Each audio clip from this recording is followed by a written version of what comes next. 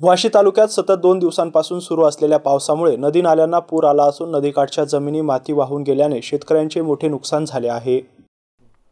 वाशी तालुक्यामध्ये 14 ऑगस्ट रोजी 61 मिलीमीटर पावसाची नोंद झाली असून रात्रभर पाऊस सुरू होता। 15 ऑगस्टच्या सकाळी 6 वाजता पाऊस बंद झाला। यावेळी 158 मिलीमीटरची नोंद झाली आहे। या सततच्या पावसामुळे नदी नाल्यांना पूर आला असून नदीकाठच्या जमिनी पिकासह वाहून गेल्या आहेत। मांजरा नदीला आलेल्या पुरामुळे डोंगरेवाडी नांदूर संपर्क तुटला आहे। तालुक्यातील लिंगी पिंपळगाव प्रकल्प ओसंडून वाहत आहे। त्याचबरोबर वाशी येथील उंदरे वस्ती येथे वाशी जोडणारा पूल पुराने वाहून गेल्यामुळे शेतात जाणाऱ्या नागरिकांची गैरसोय झाली आहे। तसेच जवळच्या शेतातील भाजीपाला आणि ऊसासह आंब्याची फळझाडे वाहून गेली आहे। तसेच साठवलेला कांदा भिजला असून विद्युत पोल देखील पडल्यामुळे वीज पुरवठा विस्कळीत झाला आहे। एकंदरीतच तालुक्यामध्ये बऱ्याच जणांच्या शेतात सोयाबीन पाण्यात लोळत आहे। त्यामुळे पंचनामे करून नुकसान भरपाई देण्याची मागणी शेतकरी करत आहे। वाशी शहरामधून वाहणारी वशिरा लेंडी नदी दुथडी भरून वाहत असल्यामुळे जवळच्या नागरी वस्तीमध्ये पाणी शिरल्याचं चित्र दिसून आलंय। त्यामुळे नागरिकांना रात्रभर जागून काढावी लागली। व्यापाऱ्याच्या तळघरात पाणी आल्याने लाखो रुपयांचा माल भिजला असून